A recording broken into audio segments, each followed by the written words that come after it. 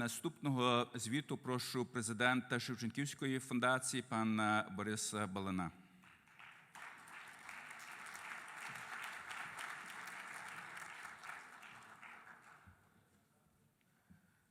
Дякую, пане присіднику. Добрий вечір всім. Дякую за вашу терпеливість, що ви до останнього лишаєтеся тут в залі. Я був готовий дивитися на заповнений зал, а я бачу, що є люди і далі цікавляться, що взагалі робиться в нашій громаді. Про Голодомор ми чули, про КАФ. А тепер я трохи вам розповім про Шевченківську фундацію і нашу роботу за останніх 3 роки від минулого конгресу. Would I push the green one? So what is the Ukrainian Canadian Foundation Taras Shevchenko? I think everybody would probably know. We are a national philanthropic institution founded in 1963 with funds that were left over from the erection of the Shevchenko Monument, which I think tomorrow people will be visiting as part of or Sunday rather, as part of the wrap-up of this whole Congress. And it was a great event for the Ukrainian Canadian community. It was one that left a surplus of funds, which then became the seed money for the Shevchenko Foundation. The initial investment of a very small amount of money has grown quite substantially, as you will see. And a lot of projects and activities have been funded from the funds of this foundation. We are an integral part of the Ukrainian Canadian community. Our directors come from across Canada and are all active in their own organizations and communities. There are at least 2 other directors here at the Congress. Gordon Gourdet from Edmonton is with us. He'll be participating in many programs tomorrow in a workshop. Andriy Hladishevsky, the longtime president of the foundation, is going to be very, I think, rightfully recognized for all of that work and with an award of the Shevchenko Medal tomorrow. He's still on the board, and we're very happy that he will be here as well. I also see many former directors of the foundation here in the audience. Thank you for the work you did in the past to take us to where we are. And I see some, I don't know who they are yet, but I see some future members of the directors of the foundation. And I'm going to look forward to you all carrying the torch and continuing the work established in 1963 for the benefit of the Ukrainian Canadian community. Also, our staff is well represented here at the Congress, not just as delegates, but as participants in the workshops, moderators, workers, led by Bogdana Bashuk, our executive director. Irka Mitsak, whom you just heard from, works also with the foundation on our communications. There are others, and I thank all of them for their work, not just for the foundation, but for the community in general.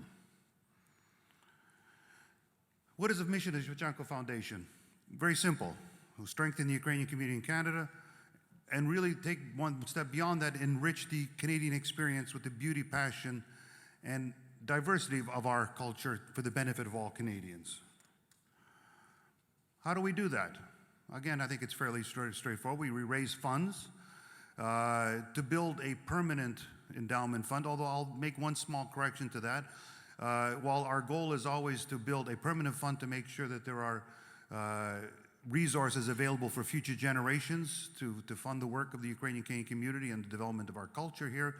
At times, especially in the last couple of years, in response to the immediate challenges of things like COVID and now the war in Ukraine, we are raising some funds, we're taking some donations, and all the money it's not going into a permanent foundation. It is used to fund immediate programs to respond to the immediate challenges of the day. We award grants in 4 basic pillars that we've identified: arts, community development, heritage, education. We sponsor community cultural events and Ukrainian media. I think any the Ukrainian Canadian newspaper, radio, Shevchenko benefits from that support. Concerts, things like that, we sponsor that. And we do support community organizations in a last way, which is we provide some ability for large organizations that have their own funds, their own endowment funds, to pool it with our funds under our professional management that we've got managed, participate in a larger pool of investments, which gives you greater diversity and greater protection, and it's overseen by a very, very competent investment committee of the Shevchenko Foundation. So those are the 4 ways that we really fulfill our mission. Financially, since the last Triennial Congress, you can sort of see what has happened with our investment portfolio. That includes one small admission. That number for 2022 is March of 2022. Anybody, that's the end of our fiscal year. We're not hiding, we're not changing anything, but anybody who has any involvement obviously knows that we have suffered, as the whole, as everybody in Canada in terms of investments, but we're confident that our investment committee has overseen our professional investment managers to minimize the downside and to really position us for an ability to recover when the times improve.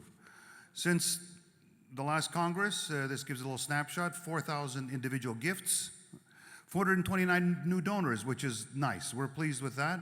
Obviously, we'd want to see those numbers, maybe that 4,000 numbers going into the second column of new donors as well. But we're working on building that, and we're glad to see people participating for the first time in supporting our work. Estates, that is a large part of the planning that people do as they reach the end of their time with us on this earth. They want to make a more lasting contribution with their savings, with their estates, and we've benefited from some of that. And we have new designated funds. These are funds where people or organizations give us money for very specific causes. They designate where it goes. We work with them in distributing those funds, but that's usually things like scholarships, support for specific organizations, things like that. So that's been on the fundraising side. On the distribution side, in terms of just the grants, this doesn't include sponsorships and some other numbers. These are the things that we've done over the last 3 years. Fairly straightforward. I think the number of projects is large. That's a response to the demand, obviously, and that's what we can report there. Your donations supported in this time where the monies went, what the things were. As I described at the beginning, we've identified 4 pillars of things that we support. Community development is in fact the largest single one. That's community organizations, including the UCC, which I'll talk about in a second. Other organizations for their work of their own thing. It's also events, things like the many summer festivals that happen, which we believe are an important part of developing and maintaining a sense of community life and everything else. So that we have that in community development. Education, not as much as we'd like, but it's sort of a response to where the demand comes from. We'd like to see more, and we have programs, and we've made it clear that we'd like to encourage that. The arts is a major pillar. That's really what we think is an important part of what we do, creating the new Ukrainian Canadian stories, the new identity, putting it all out there, and with some very interesting, I think, and I'll talk a little bit more about some of the projects that we've done that are great in that respect. Heritage is the last pillar that we've identified. I think personally, I've got a very strong personal opinion on this. We'd like to see a lot more activity there. The heritage really we're talking about is the preservation of the knowledge and everything of our life here in Canada. That's a large part of it. And we should be very, conscious that, we see what's happening in Ukraine where people want to destroy the Ukrainian identity and the history of Ukrainians with the Holodomor monument we just saw in Mariupol. We can't allow that to happen here because of our indifference or lack of funding. So heritage funding is an important component that I think we're going to be building up in the future as well. So as I said, who do we support? Local community organizations, national groups that have projects that, work in the 4 areas that we sort of have identified. Community institutions, preserving our culture, promoting Ukrainians to broader Canadian society. A specific category in our mind is obviously, and here we're at the Ukrainian Canadian Congress, our support for the operations of the work of the Ukrainian Canadian Congress. We have in the last 3 years to the National Ukrainian Canadian Congress contributed over almost $250,000 at the national level. Also Ukrainian provincial branches, UCC branches, and city groups. The picture that's shown there is a commemoration of Remembrance Day by the Toronto UCC. And these are the kind of things where we support the UCC in particular in its various components. Students and young people are an important part of our work, and I think we would all agree with the importance for the future of our organization or of our community. The Ukrainian Canadian Students Union have been, I think, supported as best as we can at their various events and projects. There's a special fund set up that we manage to provide funding so that they've got some ongoing capacity to manage and to develop their own affairs. We also provide grants to the other major Ukrainian youth organizations, SUM, PLAST, and others. And then we have funds, as I said, primarily in the designated funds category, where people have provided funds for scholarships, for bursaries, leadership awards. When you go on our website, you'll see all of that detailed and mentioned out there, and we'd encourage you to look at that. But that's really a commitment that we have to the youth and the people coming behind us. These are just some pictures and some names of the organizations across the country. And here I think the important thing to stress is across the country. You can see Toronto represented, Winnipeg, Dauphin, Victoria, Alberta, the provincial level. This is just some of the organizations and the things they do. I won't list them all. I won't list them all partially because I assume you are all donors to the foundation. And as donors, you get our annual report, which is quite a nice publication, and it'll all be detailed there in more detail. And if you haven't as yet become donors, you still have a copy of the annual report in your delegate kit today, so please take a look at it, and you'll get more information and more detail, at least in the last year, what we've done, and our website also, you should know that. These are more of the organizations that we, in the cultural sphere in particular, obviously. I won't go into all of them, but I just want to point to the one at the bottom, whatever comes on your screen, Chaban Ukrainian Dancers in Thunder Bay. I've been on the board of directors of the Shevchenko Foundation for some number of years. Then I left when I transferred abroad and I came back. And every year, they came forward with a grant request for their dance group to do teaching, to do workshops, to prepare new choreography, everything else. It's something that I'm really close to because my grandparents, when they immigrated to Canada, they came to Thunder Bay, or West Fort William at the time, which was a flourishing Ukrainian-Canadian community. Very vibrant, a lot of people. From what I can see, what I understand, there's not that many Ukrainians left there. The organized community is not that strong, not that engaged.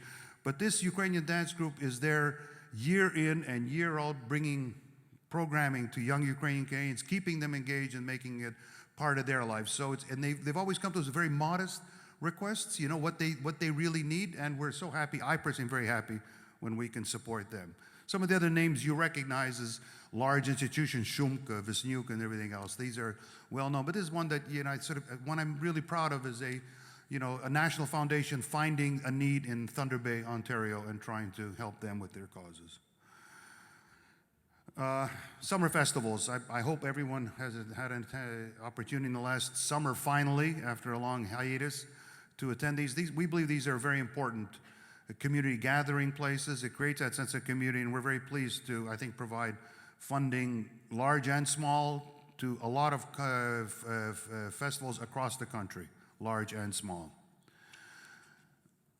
We really believe a very important part of our mandate is to take the Ukrainian culture and Ukrainian identity and project it outside the Ukrainian-Canadian community.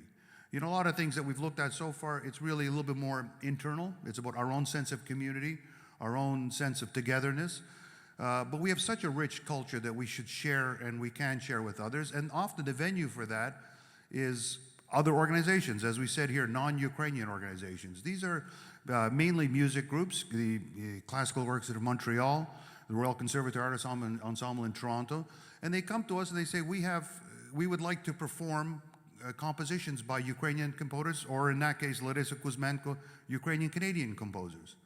We need some support, but they're projecting our Ukrainian culture, and we're very pleased to be able to provide that kind of support and really get the music and the culture that we want to share, not just, to be honest, with other Canadians, but let's not kid ourselves. A lot of the people, that 1.2 or 1.4 million people who have some Ukrainian connection, aren't engaged in our community, but they are consumers of art products by groups like the Orchestra in Montreal or by the Royal Conservatory. And this is a way for them to learn more about their own culture as well. So it's a very important thing, and we like to be able to look for those opportunities. We also support emerging and established artists.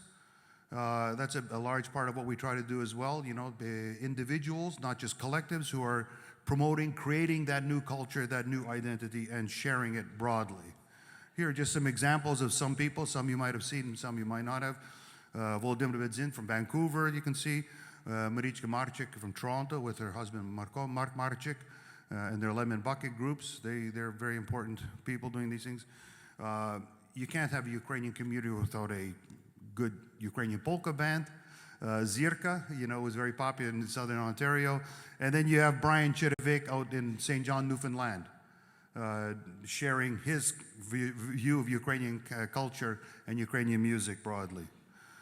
Illustrators. We have some of our own programs that we run at the Shevchenko Foundation to give a forum for people to create new artwork.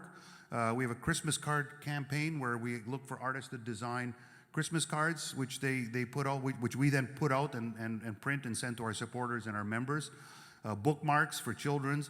And it's a way also to give voice to illustrators, give them a market and do other things. There are other projects, but visual artists, this is really people who, for creating visual arts or exhibiting visual arts in a Ukrainian component, again, covering Toronto, Regina, and Guelph. Regina is actually a little bit of a misnomer because she's a Regina native, but she's also working in Glasgow. So we sort of project even to there. And this is in that case with Ala Dmiterko, an exhibit at a major contemporary arts gallery in Toronto. Theater. Obviously the most obvious one is what I hope many of you have seen. And if you haven't yet, you should have an opportunity to see at some point the work by Liana Makuk from Edmonton, who is developing her own sort of one-woman play, Blood of Our Soil. It's now performing as under the name of Barvinok. We've been working with her and supporting her for quite some time. She was the recipient of a REACH award several years ago. I'll tell you about the REACH program, which gave her sort of an opportunity to develop her craft and further her training and her abilities. And then with these plays that have come out, and she's got a new play called The First Métis Man of Odessa. We'll have to go see that one, The First Métis Man of Odessa. We're proud to be a part of her journey as a professional playwright and actress, and to support it as best we can in the way she does. We were early supporters of a very interesting film by Troy Ruptash. I don't know if people have seen it. It's played in theaters. It's streaming. I saw it on Air Canada once, as a matter of fact. A very interesting story set, as you can see in the picture there, combining experience of Western Ukraine at the end of the Second World War in the UPA, and then taking the story in a very personal, in some ways tragic, but very poignant way to Vegreville. So really combines kind of the Ukrainian experience and then the Canadian life that came out of that, and something that we were proud to be associated with, and something that, again, reaches an audience that we won't see in a Ukrainian hall, if you will, and it reaches someone like Adam Ogoyan, a very prominent and very important critic and filmmaker himself. So we're glad that kind of thing finds its audience there. I said we'll talk a little bit about the REACH program. This is a residency mentorship program for the arts, or for artists, that we fund with the generous support of the Ignatowicz Foundation. We give a program of $30,000 prize, which they then use to further their education thing through mentorship, workshopping, a variety of different ways. And there have been several winners over the years, including, as I said initially, Liana Makuk. That's continuing, and it'll be an ongoing program of the foundation. A program that we ourselves developed and we're very proud of at the Shevchenko Foundation is the Kobzar Literary Award. It's awarded every second year for a new work, published work on a Ukrainian-Canadian theme. The most recent one was this March, just this past year. The winner was Maria Reva, with a very, very interesting book that people should see. And all the books are very interesting and well done. And all of them completely different in style, in tone, in theme, but reflective of the incredible diversity of our experience here in Canada as Ukrainian Canadians, and the incredible diversity of our culture and our history. Building on the Kobzar Literary Award, we again realize the importance of encouraging the next generation of people to do things, and we've got the Emerging Writers Short Prose Competition. It's not a heck of a lot of money. Maybe it'll grow over time. Maybe we can do more things, but it gives, again, young people writing for their first time a new short story and a new prose piece to get some recognition, to get some support and moral and financial, and some very nice work has come out of that as well. I would encourage you to look at it. One part of our activity, obviously, is the Canadian First World War Internment Recognition Fund. You've already heard a little bit about that today, or about the internment issue in general. This fund was created in 2008 by the Government of Canada with a $10 million grant through the efforts of the Ukrainian Canadian Congress, the Ukrainian Civil Liberties Congress Association, and the Shevchenko Foundation. The proceeds, meaning not the capital, but just the earnings and the interest, were intended and are intended to fund activities to promote knowledge and promote understanding and doing both scholarly work, if you will, but also popularizing the whole issue of the internment experience, which affected over 8,000 people directly by being interned themselves. A large majority of them of Ukrainian background, but also a lot of other ethnic groups, all of whom were deemed enemies of Canada, if you will, and subjected to a very unfair and unfortunate experience of internment. So the grant was given to us. We manage this grant program. It's overseen by a separate endowment council in terms of the granting of the awards themselves, which has representatives from the Ukrainian community, but also from the affected communities. That is the others who were, also caught up in this very unfortunate experience on a rotating basis. So there might be a Polish Serbian, Croatian, Austrian, and German right now. So that's the way it's been done. And since the inception of council, over about $5.5 million has been granted in various commemorative and educational projects.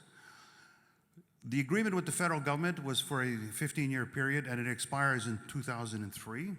And by the agreement, I mean the condition of the agreement in terms of the structure with the endowment council as a separate entity, and the requirements around some of the funding restrictions, if you will. Following the conclusion of that agreement, the agreement still calls for the continuation of the same kind of work, but at this point it's under the direct, or will be under the direct supervision of the Shevchenko Foundation. And there will be some lessening of the restrictions, if you will, on how that money can be spent. In particular, while initially it was all about creating understanding and knowledge about the Internment Council, going forward, what we will be responsible for was maintaining that information. Things were created. Our plan and our commitment is to create a proper knowledge portal where all of that information will be brought together, kept together, maintained, updated, and made accessible to future generations of researchers, community people, and everything else. So we will continue to do that. We will also continue at the foundation to fund internment-related projects through a granting process. Again, servicing primarily because they were the greatest victims, if you will, the Ukrainian community, but not just, because there is a recognition that there were other communities and other peoples affected by that. So they will be available. There will be funds available to apply for grants under that program as well. And more, I think, significantly, in some ways, in our interpretation, or not our interpretation, in the way the wording of the agreement sort of works and the way we see things, the first impetus was to document the internment experience. Going forward, though, what we also believe is important is to talk about and to rectify, if you will, some of the effects of that internment experience, primarily on the Ukrainian Canadian community, which was the largest at the time. And by that I mean the effects that it had on our development as a community, with our institutions and our identity, our culture in Canada, the repression that was sort of inadvertently sort of came out of that whole process. So what we will be doing going forward is looking for ways to redress that part of the experience of internment. So not just studying internment, not just talking about internment, but talking about or working for ways to help organizations and the Ukrainian Canadian community overcome the effects of internment in the long run. And that will be through support for community development, for organizations, primarily the Ukrainian Canadian Congress and things like that. That's the plan with that. The 3 years that we've lived through, and everybody knows, has been a very difficult time. There were challenges, but we think we were successful at meeting those challenges. The first one was obviously COVID. We immediately responded with a program to give organizations financial help to run their programs and their projects and their existence in the new COVID world with some support around Zoom and stuff like that. We started that, and we were very pleased that quickly on the XXVII Foundation sort of realized our effectiveness and supported what we're doing, and they came up with even more money for us to be able to expand that and use that. That was really to address COVID, and we were very, I think, successful at that, and hopefully it's an issue that will be behind us now.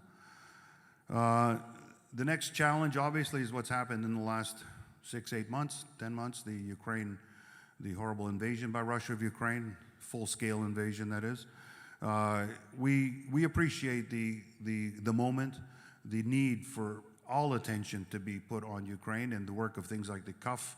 We're very supportive and hopeful they can do more, and we would encourage everyone to do that. But we also decided that we should respond in the way that we can do things and in the kind of programming that we are comfortable with. We co-hosted with the Mehal Foundation in Toronto a Trezub Awards dinner, which honored Timothy Snyder and Paul Warnick from Edmonton as friends of Ukraine and as community figures in Ukraine. And the proceeds of that we shared with CUF. And our portion of proceeds is really going towards projects and programs which will help displaced Ukrainians here. Similar to CUF, we supported Ukrainian camps, so that they can integrate for kids in the summer. But we have other initiatives, as kids go to, if they're here for a longer period, obviously, there are expenses of just joining a Ukrainian dance group in Toronto or in Canada. Fees, things like that. And we're looking for ways to support that, their involvement and their cultural and the community life in general. The other thing that we'll be doing is we'll go to the next slide. We'll also be trying to support, and we've announced, and I think in your delegate package, you should have, yes there is information in the delegate package about the programs that we're going to do specifically around displaced persons. As with the COVID response, we started our initiative. We dedicated our own internal resources that we could do from the Trezub dinner funding towards that, and it was picked up again by the XXVII Foundation to give us more resources to work with. And here it'll again be for integrating kids, some young child, and we know how gifted so many of these young kids are, who wants to continue their music lessons, who wants to, who needs support for that. That's the kind of thing. It's a culture area that we're comfortable in, that we think is important to support, because it goes to the issue of maintaining our identity, our culture,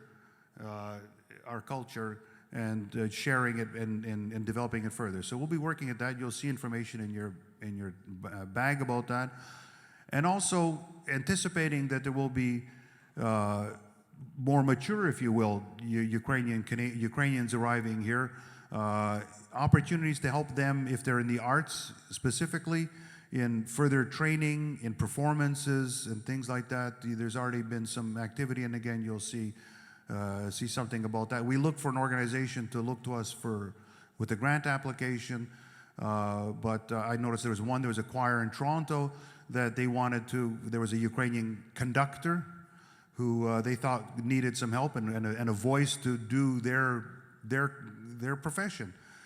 So we provided some additional funding in order to pay this person, because they are professionals and they have to have something to help them along. So you'll see more information about that there. What does the future hold? What does the future hold in terms of my time? Another 5 minutes? Okay. What does the future hold? I know everybody wants to get onto the reception, so I'm going quickly, but hopefully you can follow. And again, you'll see it all in our annual report and on our website. So a lot of the future is continue what we're doing, because we think we've identified the most important, or some of the most important things in our area of culture, the arts, community development. We want to continue to support our culture for ourselves and really for all Canadians' benefit.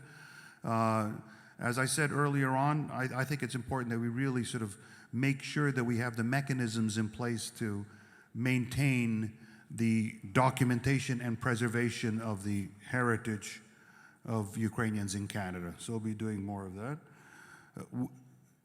We will be coming up, unfortunately because of COVID, last year I guess you missed the 80th anniversary of the UCC.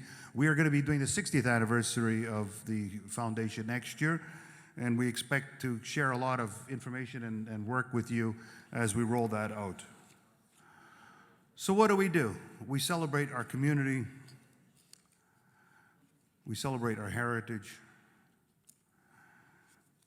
we celebrate the great Canadian storytellers and sharing our thing through the stories that are part of a thing, whether it's through the arts or literature or theater. And we'll keep doing that. We'll keep doing that as long as we can, and as long as your support, which so far has been so generous, continues. So just in conclusion, let me thank all of you for your presence today, for your interest in what we're doing.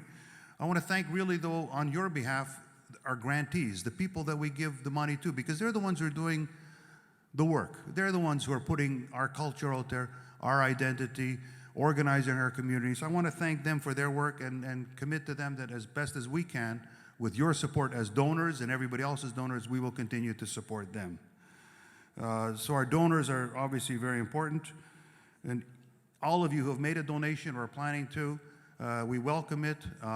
We understand the competition for things and the moment we're in, and we totally understand that. And that's why even the things that we're trying to do are new things, are in response to the current situation in Ukraine. But as your plans develop, we would welcome your support going forward. In that respect, there is one bit of support that I can talk about right now. I was asked, the representatives of the Ukrainian Credit Union in Toronto wanted to make a donation to us. And I thought, instead of taking a check in the back alley somewhere that no one knows about, I would ask them to step forward and let you thank them on our behalf. Come on, come forward. Do you want to say a few words? Yeah. You'll introduce yourself and you'll say thank you. Дуже дякую. My name is Slavko Boris. I'm the chair of Ukrainian Credit Union. With me is Natalia Lyushchina, our first vice chair.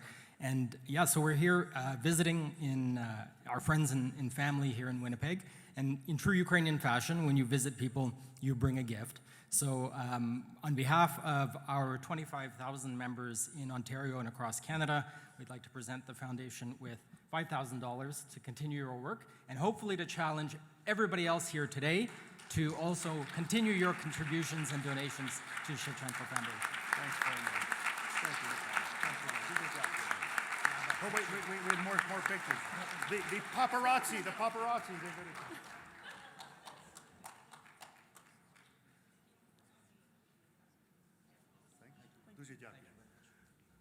Thank you to the Ukrainian Credit Union, thank you to all of our donors, and thank you for your attention.